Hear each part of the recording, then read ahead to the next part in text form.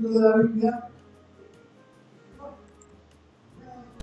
sobre todo los profetas menores, ¿verdad? Esos profetas tan pequeñitos, Oseas, Abdías, Zacarías, ¿dónde están? Bien, este pasaje dice así, Filipenses 3, 12, 15. Hoy leeremos bastante la Biblia, Hablando Pablo sobre experimentar el poder de la resurrección de Cristo en su vida, y dice: no quiero decir que haya logrado ya ese ideal o conseguido la perfección, la madurez, pero me esfuerzo en conquistar aquello por lo que yo he sido conquistado por Cristo Jesús. O sea, alcanzar aquello que ya tienes. Tremendo. Alcanzar aquello que ya tienes. Y no me hago la ilusión, hermanos, de haberlo ya conseguido. Pero eso sí, olvido lo que he dejado atrás y me lanzo hacia adelante en busca de la meta, trofeo al que Dios, por medio de Cristo Jesús, nos llama desde lo alto. Lo que nos está diciendo Pablo es extraordinario. Aparte de que hay quien prefiere Pedro, pero bueno, es igual. Me parece correcto, cada uno tiene su personaje preferido en la Escritura. Lo que nos está diciendo Pablo es algo muy importante. Desde ahora, preocúpate del futuro en el Señor. Y subrayo futuro, pero subrayo más en el Señor. Mirad, siempre adelante hemos de ir con la vista puesta en Cristo. Interesante planteamiento nos presenta esta frase, porque la tentación de querer volver atrás o estancarnos en el presente siempre la tenemos. Se añoran los buenos tiempos pasados, porque precisamente de los malos nos olvidamos muy fácilmente. Se añoran cuando peor lo pasamos en el presente. Añoramos la salud cuando no la tenemos, sino cuando la perdemos, ¿verdad? Y eso no sucede, aunque no lo digamos claramente, con la pandemia. Añoramos, y con razón, los días en que podíamos salir, pasear, visitar amigos y familiares, evangelizar. Los días en que podíamos abrazarnos sin problemas, ¿verdad? Con esos abrazos de oso, ¿verdad? Y a nivel de iglesia añoramos mucho, de verdad, los jueves con la reunión de oración. Aunque resulta que ahora, en los jueves, tenemos más asistencia que estando presentes. Magnífico. Por algo el Señor hace las cosas. Añoramos los sábados con el discipulado. Añoramos, como no, las comidas fraternales cada primer domingo de mes, cuando nuestra hermana Leli se encargaba de cobrar el euro. ¿Verdad, Leli? Las reuniones de parejas. Habíamos estado a punto de celebrar una y muchas cosas más. También, con Apocalipsis. Todo está muy bien hacerlo, y de verdad tengo ganas de volverlo a hacer. Pero lo que nos toca en este tiempo es esperar con paciencia y, sobre todo, no dar un paso atrás. Hay tiempo para todo, y hoy es tiempo de esperar. Y estoy convencido que el Señor nos tiene preparado algo extraordinario, más extraordinario, estoy convencido, de lo que hasta estos días hemos vivido o hemos vivido en el pasado. Pero ¿qué pasa? ¿Qué pasa cuando la tentación se presenta y añoramos tiempos pasados, cuando aún no conocíamos al Señor? Ese tiempo en que vivíamos sin Dios y sin Cristo. Sí, es un peligro que todos tenemos de añorar según qué cosas del pasado. Incluso podemos pensar que antes de ser creyentes hasta vivíamos mejor. No voy a repetir aquello de que ser cristiano, es algo que se solucionan todos los problemas. A veces no. No, a veces no, perdón. No. Lo que estamos viviendo, hermanos y hermanas y amigos que nos visitan y nos veis, es que a veces la vida parece un desierto. Es como un camino por este desierto como el que caminó el pueblo de Israel para alcanzar la tierra prometida. Y mientras estamos en este desierto, podemos pensar, desear y añorar muchas cosas del pasado. Y podemos preguntarnos, ¿cómo no? ¿Dónde me he metido? ¿Dónde me he metido? Antes no tenía tantos problemas. ¿Dónde está Dios que parece olvidarse de mí? Antes de conocerlo, hacía lo que quería, sin tener que dar cuentas a nadie. Si queremos vivir auténticamente con Cristo, hemos de aceptar el reto de un camino en el que hay que salvar muchas situaciones difíciles. Por eso Pablo nos dice, olvida lo que queda atrás y lánzate hacia adelante. Porque uno de los problemas y la gran tentación que podemos sufrir, repito, es añorar el pasado, por muy malo que haya sido. Es por eso que esta mañana, con la palabra escrita del Señor delante, deseo que veamos un texto, una historia muy conocida, casi no valdría la ocasión de leerlo, pero vamos a leerlo igualmente, porque es una enseñanza práctica para el día de hoy, por la pesada temporada de la pandemia que estamos pasando. Esta es la famosa historia del becerro de oro, ¿os acordáis, no? Dice, viendo el pueblo, está en Éxodo 32, viendo el pueblo de Israel, claro, que Moisés tardaba en bajar del monte, se presentaron en masa ante Aarón y le dijeron a Aarón, anda, haznos un Dios que nos guíe, pues no sabemos qué le habrá pasado a ese Moisés, el hombre que nos sacó de Egipto. Aarón les respondió, quitad los pendientes de oro que llevan en las orejas vuestras mujeres, hijos e hijas, y traédmelo. Todos se quitaron los pendientes de oro de las orejas y se las llevaron a Aarón. Este las recibió de sus manos e hizo con el oro fundido un becerro modelado a cincel. Entonces ellos exclamaron, el pueblo exclamó, Israel, este es tu Dios, el que te sacó de Egipto. Cuando Aarón vio esto, construyó un altar delante del becerro y proclamó, mañana será un día de fiesta en honor del Señor. El pueblo había llegado al pie del monte Sinaí, después de la salida de la tierra de esclavitud de Egipto. Y Moisés sube a la cima para encontrarse con el Señor y tarda en regresar. Y el pueblo se impacienta.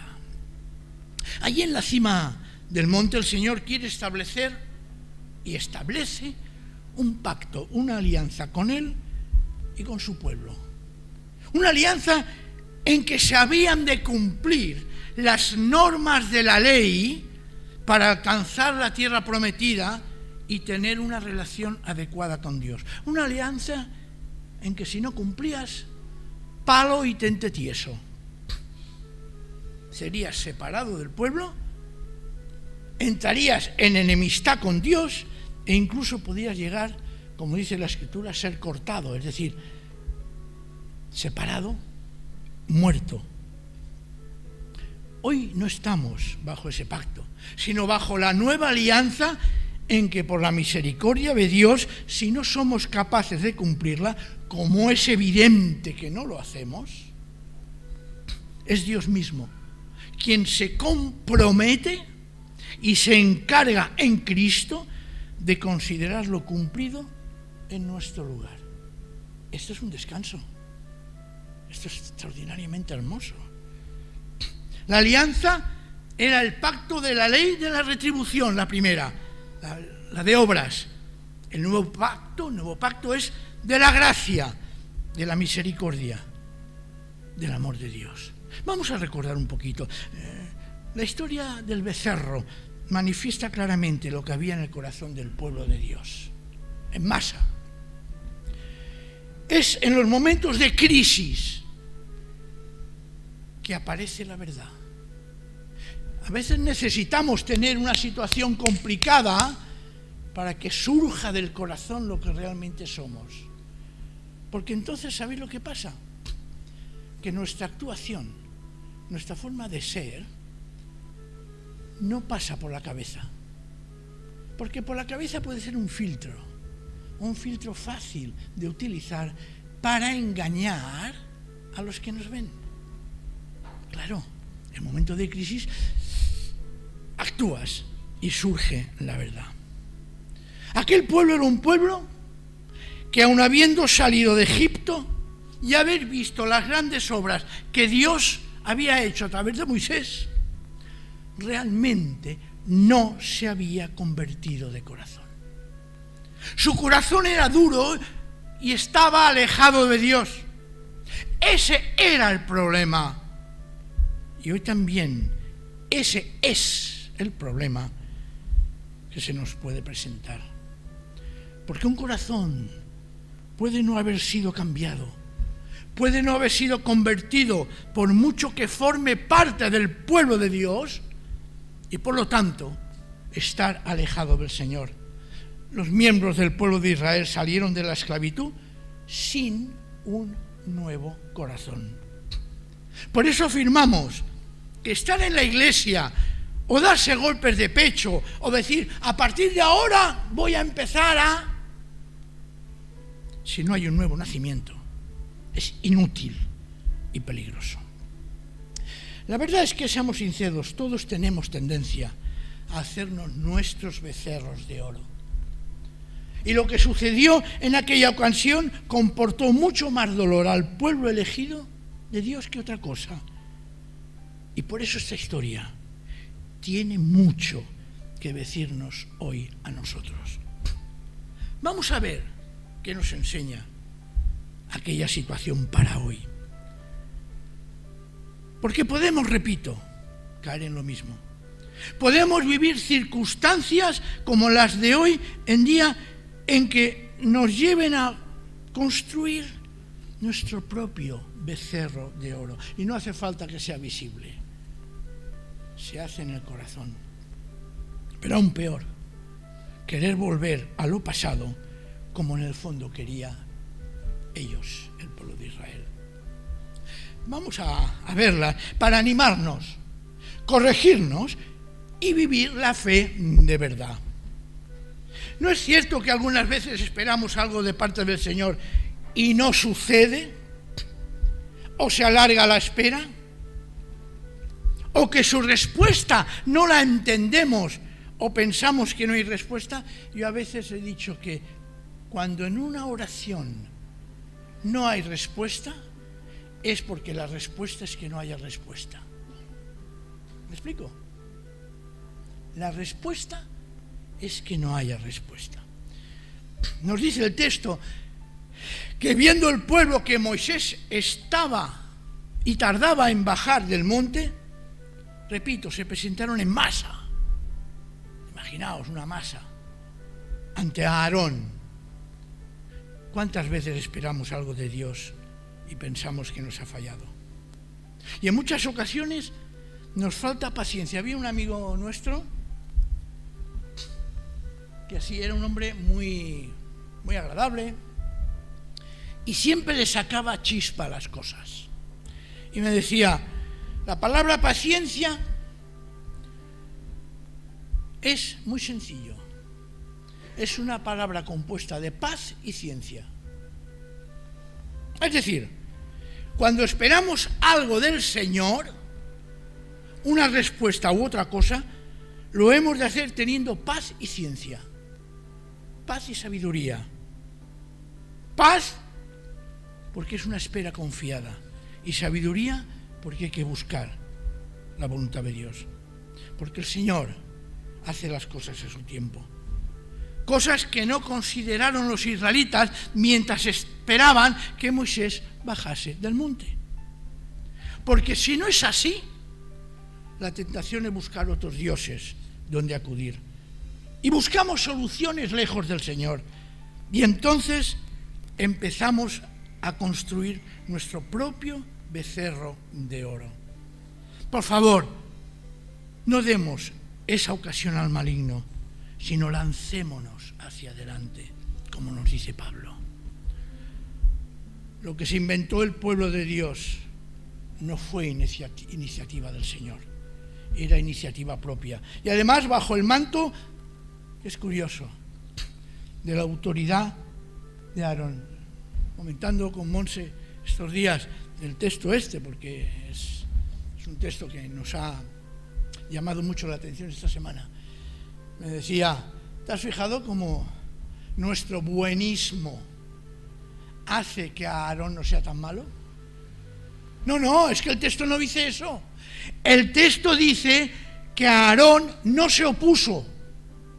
El texto dice que Aarón cedió.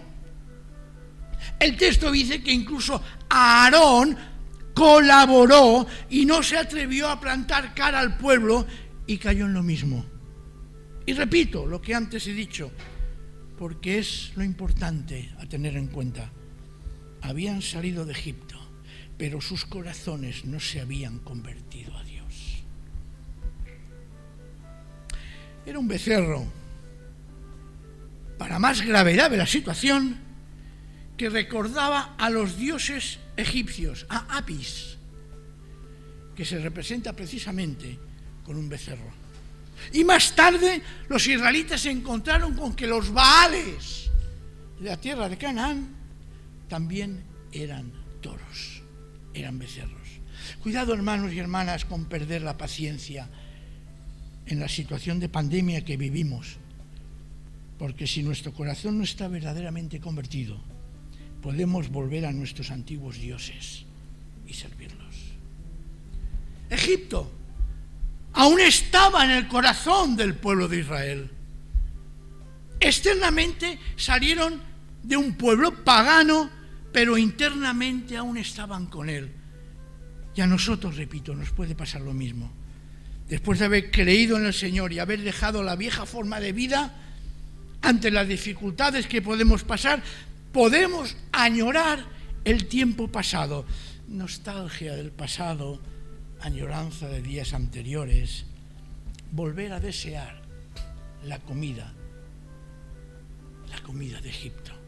Quizás, y volviendo a la prédica del otro domingo, y siguiendo lo que nos ha dicho Herlin hoy, cambiar nuestra libertad por esclavitud, por un plato de lentejas. Podemos fácilmente, si no tenemos al Señor en el corazón, buscar respuestas y soluciones donde no las puede haber. Y entonces construimos con nuestras propias ideas y sentimientos, con nuestros tesoros de oro, ídolos que adoramos, diocesillos hechos a nuestra imagen, como si nos pudieran salvar. Adoramos nuestros propios proyectos de vida en lugar de buscar el proyecto que tiene Dios para nosotros. Adoramos nuestras propias ideas como las mejores que las del Señor. Adoramos la comodidad antes que entregarnos a Cristo. Si hay verdadera conversión y seguimiento al Señor y espera real en sus promesas, echaremos fuera los fantasmas del pasado de nuestra mente. ¿Recuerdas el texto que antes os he propuesto? Olvida lo que dejas atrás y lánzate hacia adelante. Cuando pases las pruebas que tenemos y tendremos, no confíes ni te impacientes, porque el Señor enviará su palabra desde lo alto de su monte para que avances en el desierto. Rompe ahora definitivamente con los lazos del pasado que aún te atan a la esclavitud y a la miseria. Echemos de nosotros los muchos becerros de oro que aún tenemos en el corazón y que pesan. No adores lo que nos salva, porque en Cristo todo es hecho nuevo. Y camina hacia la tierra prometida, dejando atrás lo viejo, no acordándote del pasado. Vístete de Cristo, acógete a la nueva vida que te da el Señor, porque lo viejo ha sido crucificado en la cruz de Jesús.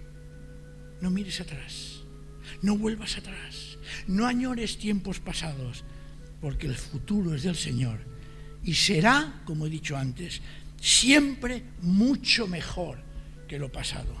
Ánimo, hermano y hermana, porque por muchos problemas que tengas, por muchas situaciones complicadas que vives, por mucho que no consigas controlar tu vida, por favor, no te acuerdes del pasado. Déjalo donde está. No quieras volver a Egipto. Esa es la tentación en la que podemos caer si no ha habido un cambio de corazón. Por eso esta mañana en la que se nos ha dicho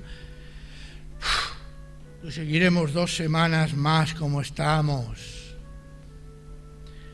y tenemos la posibilidad de un posible confinamiento domiciliario a causa de la pandemia, o que quizás estamos luchando con nuestras propias esclavitudes en nuestro Egipto particular.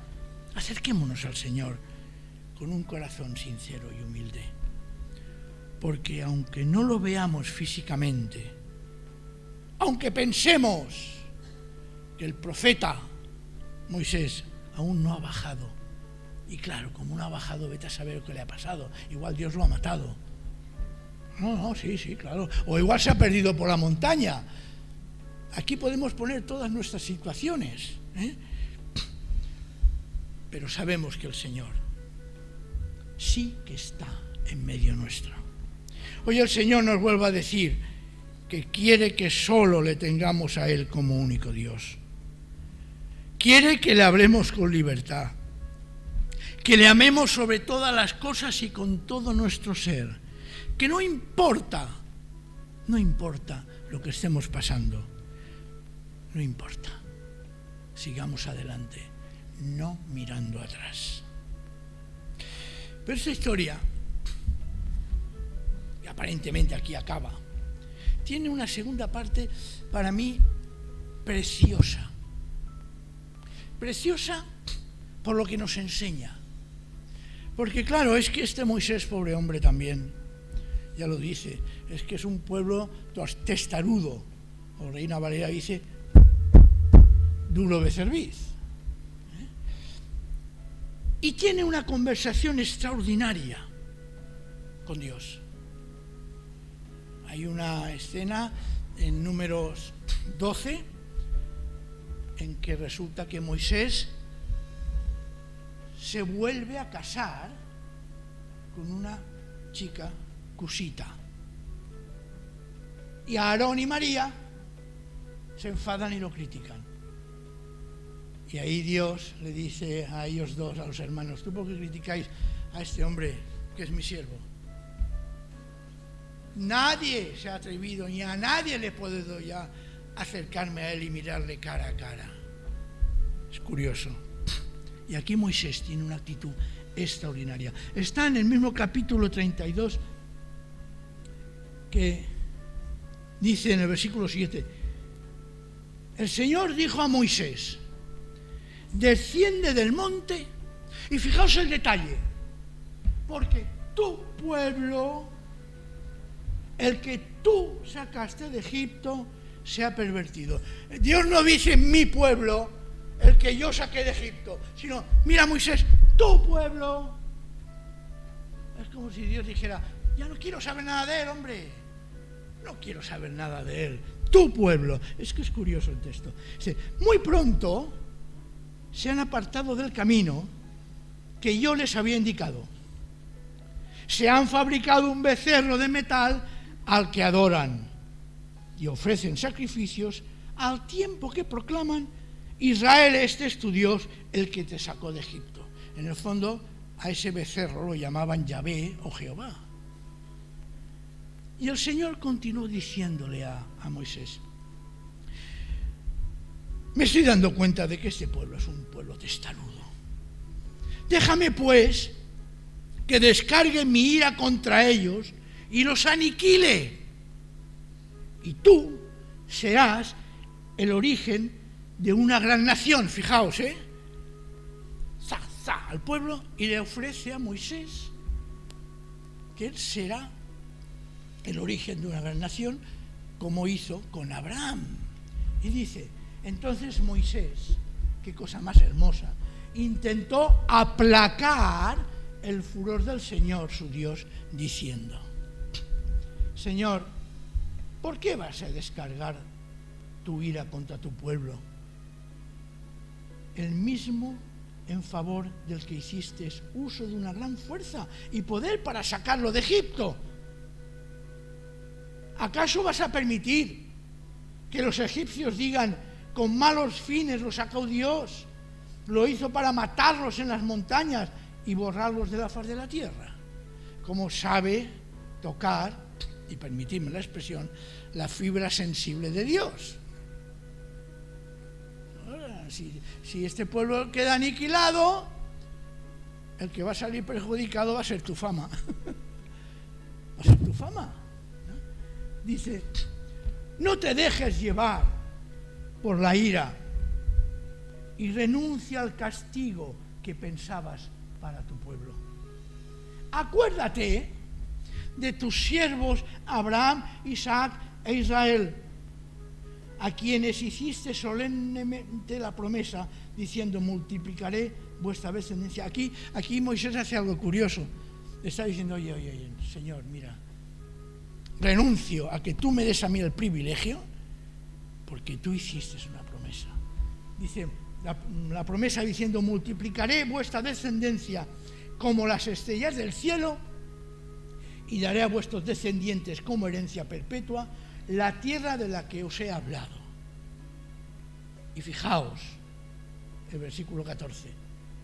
Entonces el Señor renunció a aplicar el castigo con que había amenazado a su pueblo. ¡Guau! ¡Qué Dios tan extraordinario el nuestro! Y qué lejos del que nos podemos imaginar. Es un Dios vivo y comunicativo, no de oro y sin vida. Fijémonos, el Señor entabla un diálogo ante el desprecio de su pueblo. Tu pueblo, Moisés, no el mío. Y con valentía Moisés, que había recriminado al pueblo su conducta, por amor a él quiere restablecer la comunión con Dios. Y se presenta ante Dios y confiesa en nombre de Israel el pecado del pueblo. ¿No os va recordando esto algo? ¿No hay una persona que lo ha hecho por nosotros? Y se presenta ante el Señor y confiesa en nombre de Israel el pecado. Un pecado que él, sin haber cometido, lo toma sobre sí. E incluso él mismo se ofrece a morir junto al pueblo, y esto hace que Dios cambie de opinión y retire el castigo. De alguna manera esto recuerda, ¿cómo que digo que de alguna manera? Por favor. Realmente esto nos recuerda la obra de Cristo, nuestro único mediador entre nosotros y Dios. Moisés anticipa lo que Cristo hace, presentándose, intercediendo por cada uno de nosotros ante el Padre para que no se nos tenga en cuenta nuestros pecados. Esto a Jesús le costó la vida como quizás a Moisés. Una opinión es, quizás a Moisés no entrar en la tierra prometida. Es una conversación que no tiene desperdicio ninguno.